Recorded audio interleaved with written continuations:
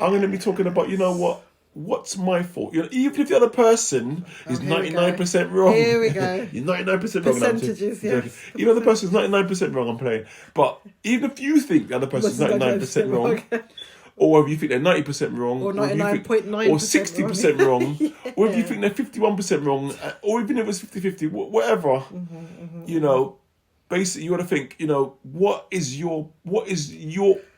how are you at fault? You've done something wrong. Let me just say we've all got a part to play. No matter how even if we've got 1% wrong and the other person's got 99% wrong, we've all got a part to play. Yes. So we've got to say, you know what? We've got to think about what's our fault. But don't go in with the, I'm only responsible. So for my 1%,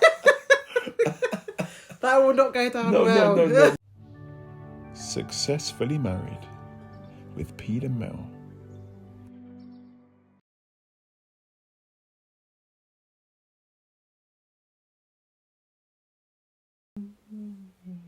Hi guys, so I'm Pete. And I'm Mel. And we are Successfully Married. Hello there guys. Hi everybody. And we are in a juicy topic at the moment. If you've watched our first 3 videos about conflict, we are on to video number 4.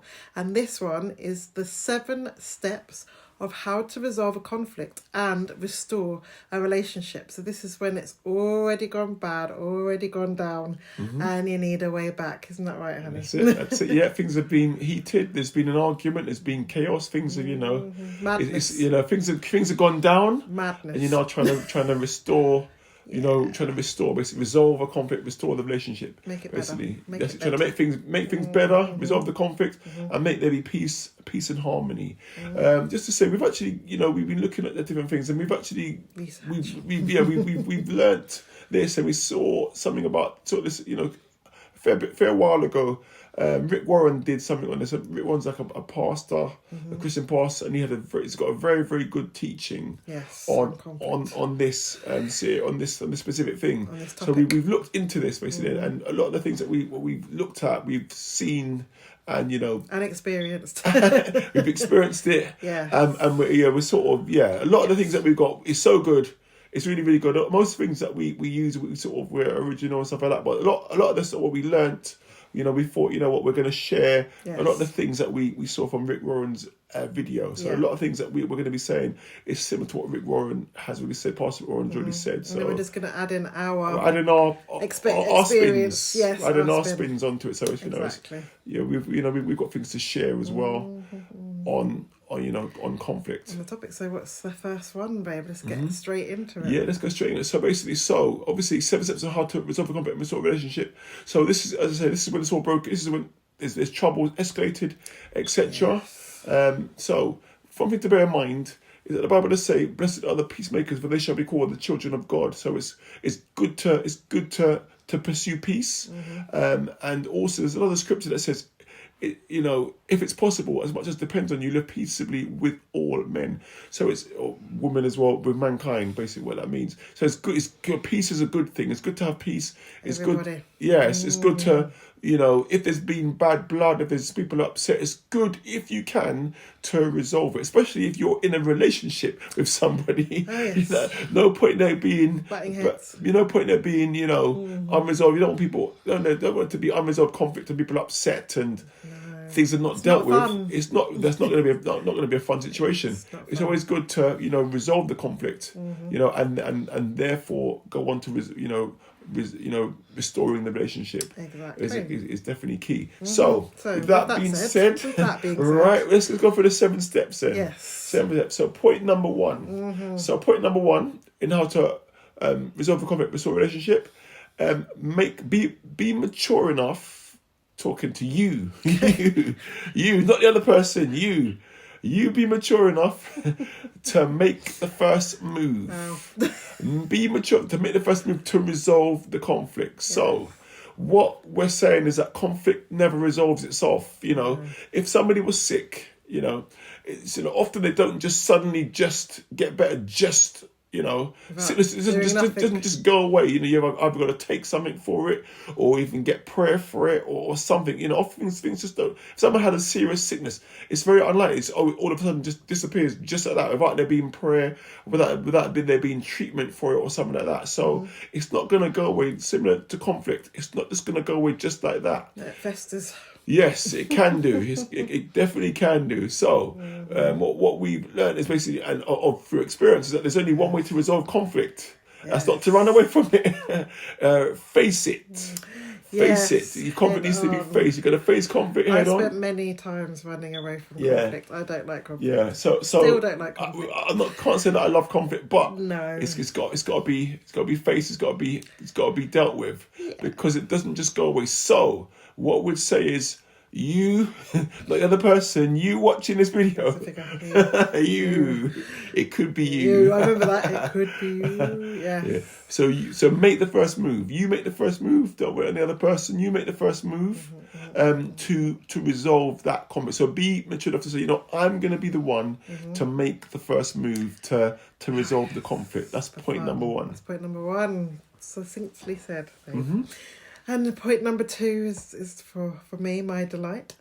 And point number two is asking God for wisdom. Now, even if you're not a believer, it's having common sense.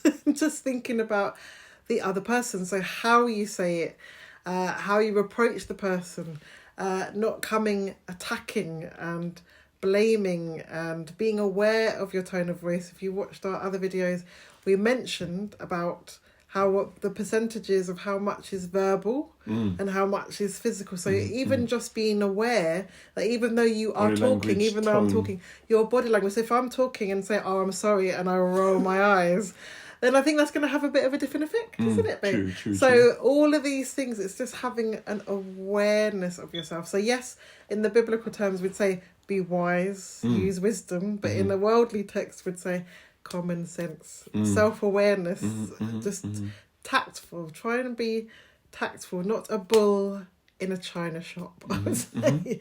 Because if you really care about making the relationship better, you have to think about all these things as well, and not just the words that are being said. Yes. Yeah. So with regards to ask God for wisdom, you could pray. Ask, pray, think about how you're going to say it. You could even ask God, help me to say things in the right way that's going to be received in the right way. Think about how you're going to say it, the right way to say it, the right time to say it, at the right place. You might not want to say it in front of the children. You might not want to say it, out in public. You might want to say in the car. Yeah, you might want to say it. You might want to say it. The right time. Think about the right time, the right place, and what to say, how to say it, because obviously, tone, body language, and different types of things, and how you speak, your volume, all these types of things are quite important. Can I just add a tip to that? I find it helpful just to write down what I am thinking in my head, just to get it clear, because sometimes you can get jump and all that comes out is blah. But if you take time to sit, reflect, and think, I think doing things in wisdom becomes a lot more easier and achievable if you take the time to prepare yourself with the intent of making peace. And yes, interesting, not bad. Get all composed there. Yeah, exactly. That's true. Fair enough. So point number two is ask God for wisdom. Yes. Ask God for wisdom. Okay, so point number three is begin with what's your fault. Begin with what's your fault. So me personally, I've got to say, I can't think about the other person. What's my point in it? So when I'm addressing the person and I'm making the first move and I'm asking God to come in the right way, I'm going to be talking about, what's my fault? Even if the other person is 99% wrong. Here we go. You're 99% wrong. Percentages, yes. Even if the person's 99% wrong, I'm playing. But even if you think the other person's 99% wrong, or if you think they're 90% wrong, or 99.9%, or 60% wrong, or if you think they're 51% wrong, or even if it's 50-50, whatever, basically you got to think, how are you at fault? You've done something wrong. Let me just say we've all got wrong. a part to play. No matter how even if we've got 1% wrong and the other person's got a 99% wrong, we've all got a part to play. Yes. So we've got to say, we've got to think about what's our fault. So don't go in with the oh, I'm only responsible for saying sorry for my 1%. That will not go down well. No. So I think, you got to, obviously that's not going to be good. No one's going to like that. So you got to think about, could be responsible because, you know what, I'm sorry because, for although you did all this, no, I'm playing. Exactly. No, what you say is you say your bit. You don't talk about the other person's bit first of all. You talk about your own bit. Say your bit. I'm sorry. You know what? I shouldn't have raised my voice. Yeah. I'm sorry. I was out of turn. I'm sorry. I didn't consider your feelings the way that I spoke. I'm sorry. Maybe I wasn't as sensitive towards you. It could be various things, but own your own part. Own your own point is going to be a key thing. And this is where self-awareness is necessary. Because it takes two to tango. You can't have no one's going to have an argument with themselves. You can't. No one even. Otherwise, that's talking to yourself, basically. So you can't. So for conflict to happen, it's got to be two parties involved, Exactly. and as I say, it could be 10%. One person might be the other. 50-50, 60-40, 90-10, 70-30. Either way, if you're involved in a conflict, you've got a part to play. Yes, exactly. Even if it's a very tiny part. So you've got to own your bit first and say, you know what, I'm sorry because I did this. I did that. Yes, that level of maturity is required. Yes. So what I'm saying is, so we've got to be responsible. So you've done something wrong, the other person's done something wrong, but when you're going in to resolve the conflict, you're starting off with yourself. Exactly. Even though they may be terrible and you may be a saint. Look, we're going to start off with the other person first. And stuff like that. So think about that. And then the next bit basically is we've got to think about things. So conflict, as I said, doesn't just happen. We've all done something wrong, but what I'm trying to say is the reason for conflict is normally as a result of what's going on in our lives, pretty much. So you can't.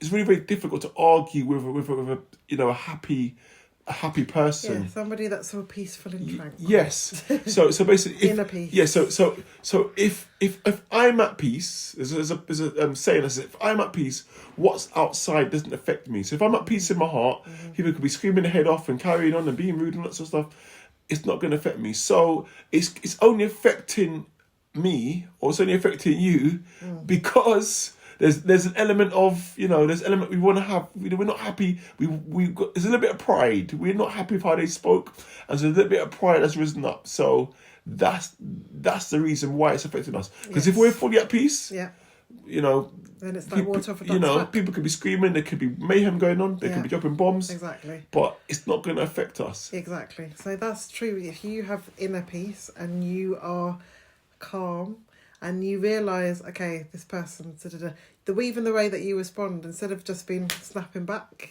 which means that something's been touched, and then you respond. But if you are at peace, then that won't happen because you'll be a lot more self-controlled and a lot more self-aware and aware of the situation. So we're saying that to say that obviously, therefore, we're not perfect. I'm not perfect. You're not perfect. So therefore, what I'm trying to say is that there's, the reason why the conflict has happened because there's two imperfect people, and both are at fault. Exactly. In some capacity, both are at fault. Yes. Basically, okay. So that's something to bear in mind. Yes. And the final sort of point with this point 3 about begin with what's my fault. What have you done wrong? What have I done wrong? Basically, it's never the other person. No. I'm playing. Never. No, I'm only mucking about.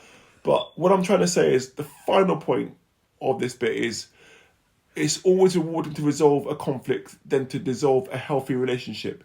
So it's always worthwhile resolving a conflict when you're in a healthy relationship, rather than sort of, just cut in the relationship. It's always better to face things and resolve the conflict rather than just cutting the relationship. There could be lots more rewards. It could be kids.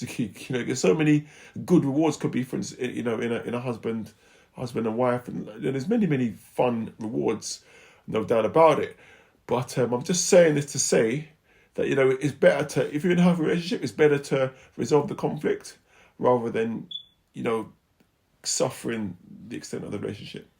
That's what I'm going to say there. Yes, so thank you for watching. There are, obviously we said 7 points, and if you can count, you realise we've only done 3. Done 3. So there are another 4 to come, but we're going to do this in the next video just so you can take it in chunks. So thank you for watching us again. Again, please remember to like, comment and subscribe. Tell us what you think. Tell us what if you think we've missed anything so far, because it could be coming up. And we will see you in the next video. See you guys in the next video then. Thank you. Take care. Bye. Bye-bye. Bye-bye.